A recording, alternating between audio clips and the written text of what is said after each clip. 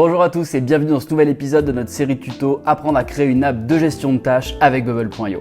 Alors dans ce troisième épisode, ce qu'on va faire, c'est qu'on va créer les colonnes qui vont permettre de classer nos tâches en fonction de leur deadline, que ce soit à faire pour une date antérieure ou égale à la date du jour, donc pour aujourd'hui, une date ultérieure, donc pour les tâches à venir, et enfin les tâches terminées. Donc vous êtes prêts, c'est parti. Petite info pour ceux qui ont suivi le tuto précédent, ce qu'on n'a pas fait la dernière fois, c'est ajouter le changement de couleur quand on change d'onglet. Donc on va le faire très rapidement au début de ce tuto. Si vous l'avez déjà fait ou si ça ne vous intéresse pas, je vous invite à passer directement au chapitre suivant. Donc comme je le disais, ce qu'on va faire, c'est qu'on va ajouter, quand on clique et qu'on change d'onglet dans notre application, ce qu'il faut, c'est qu'on puisse visuellement voir quel onglet est sélectionné. Et pour ça, on va changer de couleur l'icône et le texte qui est ici. Donc on va ajouter ça très simplement. On va double-cliquer sur notre première icône et on va ajouter une condition qui va être when app onglet. Donc quand le custom state de notre page app onglet est donc is tâche, alors on va icon color, on va changer la couleur de l'icône qui va devenir notre orange par défaut dans l'application qui est FF7 562. Voilà, qui est ici. On va copier-coller cette expression, copy expression. On va maintenant cliquer sur notre texte. On va définir une nouvelle condition sur notre texte. On va past expression. Et cette fois-ci, on va changer la font color pour mettre exactement la même couleur, FF7 562. Et ce qu'on va faire également, c'est qu'on va mettre le texte en gras. En tout cas, on va forcir le trait du texte. Et donc là, ce qu'on va faire, alors on pourrait faire bold. Moi, ce que j'avais fait, c'est que j'avais carrément changé la fonte. J'avais mis Poppins 600, il me semble. Voilà, Poppins 600 qui se trouve ici. Voilà. Là, ce qu'on va faire, c'est qu'on va cliquer droit sur l'icône pour gagner du temps. On va faire Copy Conditional Formatting. Cliquez droit sur le deuxième icône, Paste Conditional Formatting. On va faire pareil pour le texte. Copy Conditional Formatting ici, Paste Conditional Formatting. Alors attention, comme on a fait Copy Paste, changez bien ici tâche. Ce n'est plus tâche, mais c'est quand le custom state est tag. Ici, pareil. Et je vous montre très rapidement ce qu'on vient de faire en faisant une petite preview de l'application.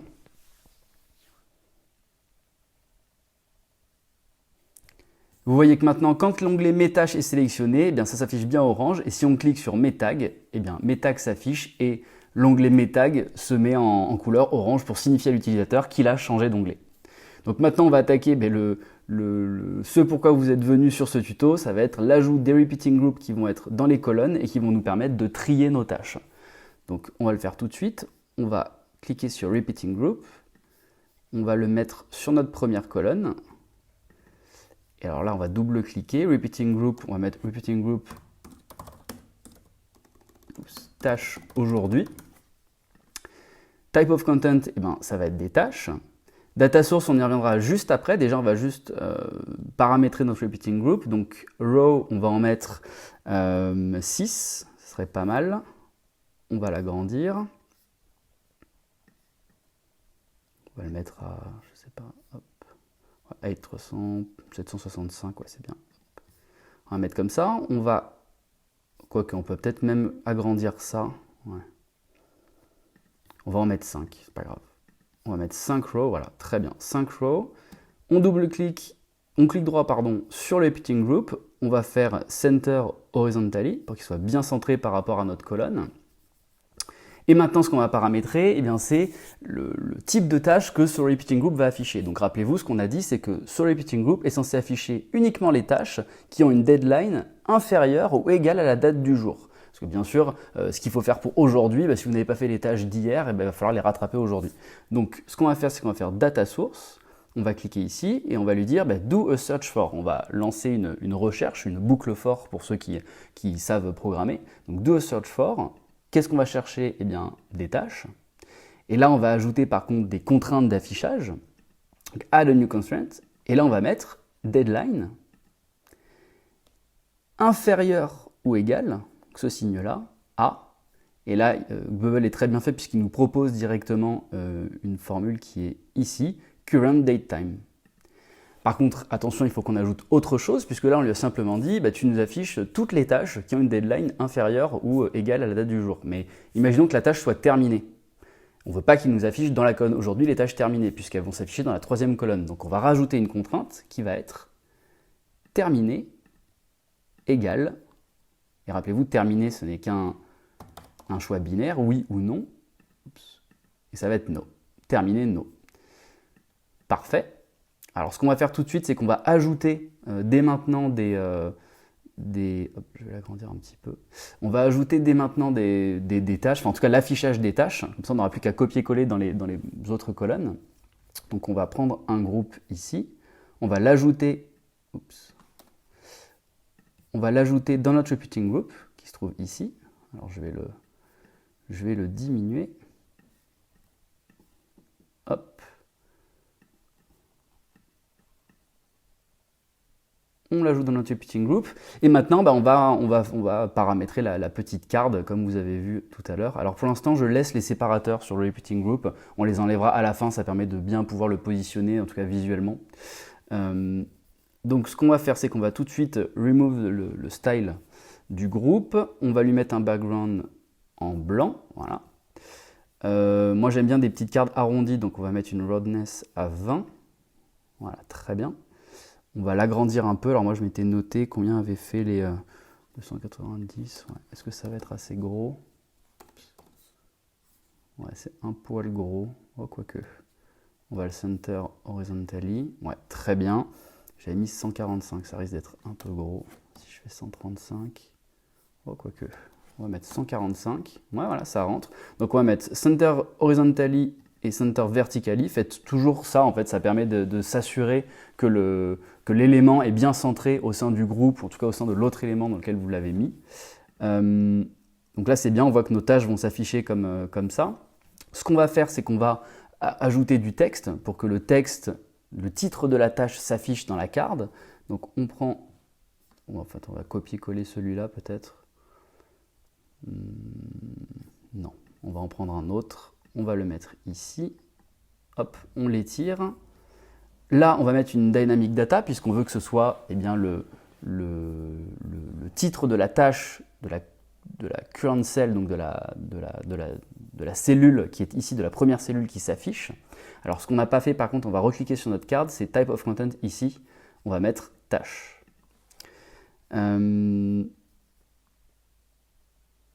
Et ici, pardon, data source, oui, current cells tâche. Voilà, donc on va afficher dans ce groupe uniquement les informations qui concernent les tâches et de la cellule, de la première cellule. Donc la première tâche qui est trouvée par notre boucle qui a été lancée par le repeating group, elle va s'afficher dans la première cellule du premier groupe. Donc on clique ici, Insert Dynamic Data, et là on va mettre Parent Group Tâche, donc la tâche du groupe qui est ici, titre. Donc là ça va nous afficher le titre de la première tâche. On va changer le style. Non, on va mettre directement notre style à nous. Donc on va mettre Poppins 500. On va mettre en gras. Taille 16 et on va mettre une couleur, un bleu un peu foncé, c'est le même que celui du dessus il me semble. Voilà, parfait. Ce qu'on va faire également, c'est qu'on va ajouter alors les tags on les mettra à la fin, on reviendra dans un autre tuto. Là ce qu'on va faire, c'est qu'on va ajouter la deadline, le bouton éditer et le bouton terminer pour cliquer pour indiquer que la tâche est terminée. Donc par exemple group titre là on a ajouté, on va ajouter un petit icône. Donc rappelez-vous, j'avais installé le plugin Google Material Icon qui est ici. Là, on va mettre, alors je vais taper date.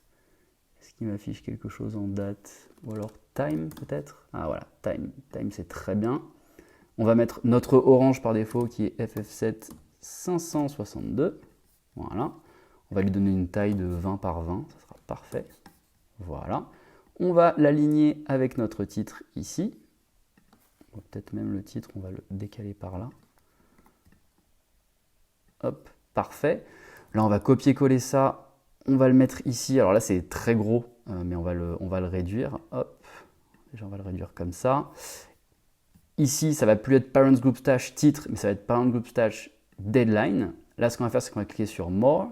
Et on va mettre formatted as et ce format de date là qui prend beaucoup moins de place et qui permet du coup de s'afficher dans la carte.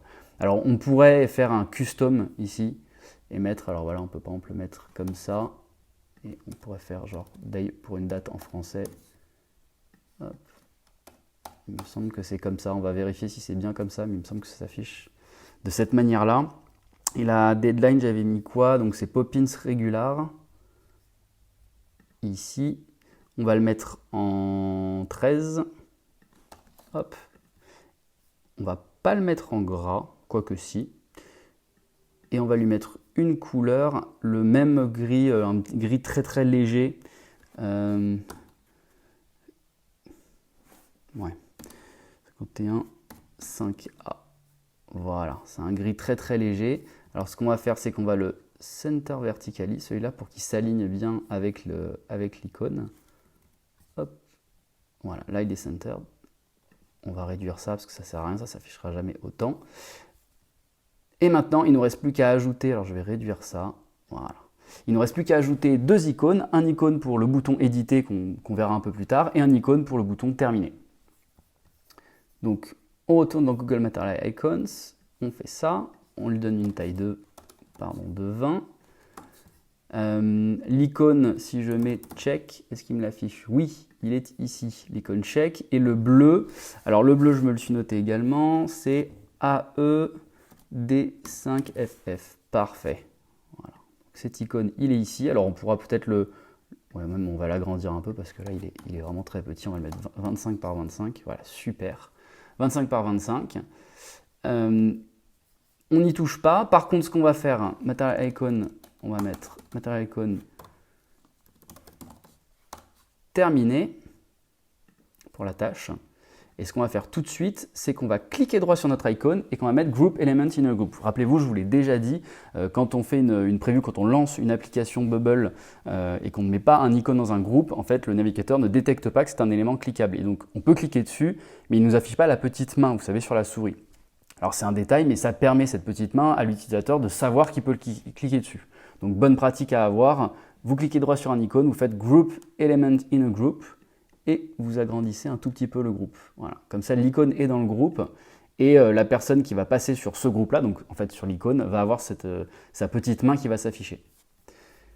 On va faire, alors vous savez quoi, on va le copier-coller. On va prendre notre groupe, on va le monter ici. On va l'aligner avec notre première icône et avec le texte qui est ici. On va donc aligner notre groupe avec l'icône d'en dessous. Là, on va double-cliquer sur l'icône pour le changer, pour le modifier. Nous, ce qu'on veut, alors on va taper Edit. Voilà, on va prendre le petit crayon. Alors lui, pour le coup, on va le réduire un peu, ça sert à rien qu'il soit si gros. C'est un bouton Edit. Hop, on va le mettre de cette taille-là. Hop, on va cliquer droit, Center Horizontally. Alors non, on aurait dû mettre Center Vertically et je vais le remettre pour qu'il soit aligné avec notre icône de validation. On va changer sa couleur par le même gris qui est ici. Hop. Je clique ici. On clique sur le gris. Parfait. Là, par contre, ce qu'on va faire, c'est Material Icon. Bah, c'est pas terminé, c'est Edit. Le groupe, pareil, groupe, tâche. Nommez bien vos groupes parce qu'en fait, quand vous allez avoir vraiment beaucoup de groupes dans l'arborescence, ça va être très compliqué après de vous y retrouver. Donc là, groupe, tâche, je vais mettre terminé. Voilà, comme ça, on sait exactement de quoi on parle. Ces workflows-là, on va pas y toucher. On va pas y toucher tout de suite. Par contre, ce qu'on va faire maintenant, c'est on va copier ce repeating group ici et on va venir le coller hop, dans nos autres colonnes. Oups. Voilà. On va venir l'aligner ici. Ce qu'on va faire ici, c'est qu'on va double-cliquer sur notre repeating group. Et là, on va modifier le search for task parce que deadline n'est plus inférieur ou égal à current daytime et deadline va être supérieur et strictement supérieur à current daytime. Donc on veut que ce soit à partir de demain, c'est nos tâches à venir. Et bien sûr, terminer égale no. Là, on touche à rien du tout dans notre groupe. Ici, cancel stage, donc ça, c'est parfait. Je ne sais pas pourquoi il est surligné en rouge. Bon, c'est pas grave. Donc là, on a modifié ça. Et là, ce qu'on va faire copier encore notre repeating group. On va venir le mettre dans terminer, ici. Et ce qu'on va faire, c'est qu'on va supprimer cette icône-là. Alors d'ailleurs, on ne va même pas le supprimer. On va supprimer par contre le edit, puisqu'une fois que la tâche est terminée, on n'a plus besoin de l'éditer a priori. Donc on supprime ça. Par contre, ici, on va mettre un icône. Rappelez-vous, j'avais ajouté un icône pour revenir en arrière. Donc on va mettre, si je l'appelle return, est-ce que ça marche? Ah, c'est pas mal. Moi, j'aimerais bien plutôt... Ah voilà, c'était celui-là que j'avais trouvé. Back, qui est comme ça. On va lui donner la couleur grise ici. Voilà. Donc quand la tâche va s'afficher ici, en fait, il va y avoir ce retour en arrière qui va s'afficher. J'aurais dû d'ailleurs ajouter un workflow. Bon, c'est pas grave, on le fera après. Donc là, maintenant, nos tâches vont s'afficher directement dans les bons groupes. Alors, ce qu'on va faire, on va simplement, et ça j'aurais dû le faire avant, c'est pas grave, remove le style du repeating group et on va supprimer le separator, voilà, parce que c'est pas beau. Donc, remove le style, on remove les séparators. Je sais vraiment pas pourquoi il est surligné en rouge, on va juste faire un petit test. Hop. Et alors ce qu'on va faire effectivement, c'est qu'on va créer une tâche dans notre base de données. Donc je vais dans Data, App Data, je vais dans Tâches et je vais faire New Entry. Alors, terminé, on va mettre nom. Description, on s'en fiche. Hop. Titre, je vais mettre tâche test. Tag, j'en mets pas pour le moment. Deadline, par contre, je vais mettre, donc là, on est le 21 mai, donc je vais mettre 05, le jour 21, ou même, je vais vous montrer, on va mettre pour le 20, l'année 2022, et là, je vais mettre 01, 0, et là, on va mettre AM, c'est AM ou PM. Je fais Create, donc je crée ma tâche. OK, et maintenant, on va faire un test. Et vous voyez que ma tâche s'affiche bien dans tâche test, donc la tâche aujourd'hui, puisqu'elle était due pour le 20 mai 2022. On va créer rapidement le workflow pour les boutons, ce bouton-là en l'occurrence pour faire valider, pour que je vous montre que la tâche passe bien dans terminer. D'ailleurs, il y a une chose qu'on a oublié de faire. On va retourner dans notre repeating group de la colonne terminée. Et ce qu'on va faire, c'est que dans le search for tâche, on va supprimer deadline, current date time, puisqu'on n'a plus de deadline. Par contre, ce qu'on va checker, c'est que terminé soit égal à yes. On va ajouter un workflow. Alors, on va cliquer sur le groupe qui est ici, Start Edit Workflow. On va mettre donc quand ce groupe tâche terminée est cliqué, alors, et là,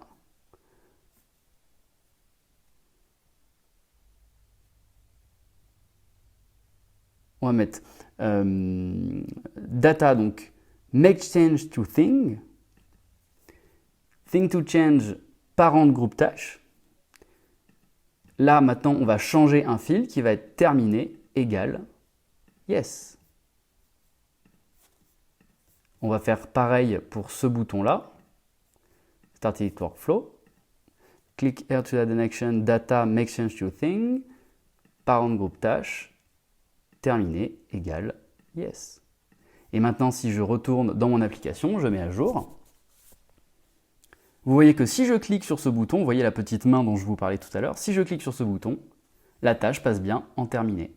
Il ne nous reste plus qu'à ajouter le workflow pour ce bouton-là pour la remettre dans la bonne colonne. On va le faire très rapidement. Je double-clique ici, j'édite workflow, data make change to thing, encore une fois parents group tâche. Terminé égale no. Je retourne dans mon application. Si je clique ici, ma tâche revient bien dans la colonne aujourd'hui.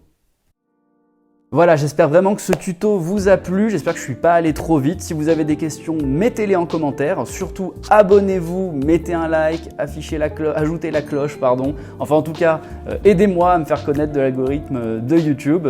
J'espère vraiment que je vous apprends des choses sur le no-code. N'hésitez pas à en parler autour de vous si vous connaissez des personnes intéressées par l'idée de créer leur propre application. Vous pouvez également vous rendre sur cliff.co, qui est le site de mon agence, pour vous préinscrire à l'académie pour apprendre à maîtriser Bubble et faire ses applications comme un pro. Moi je vous dis à très bientôt pour le prochain tuto. Allez, salut!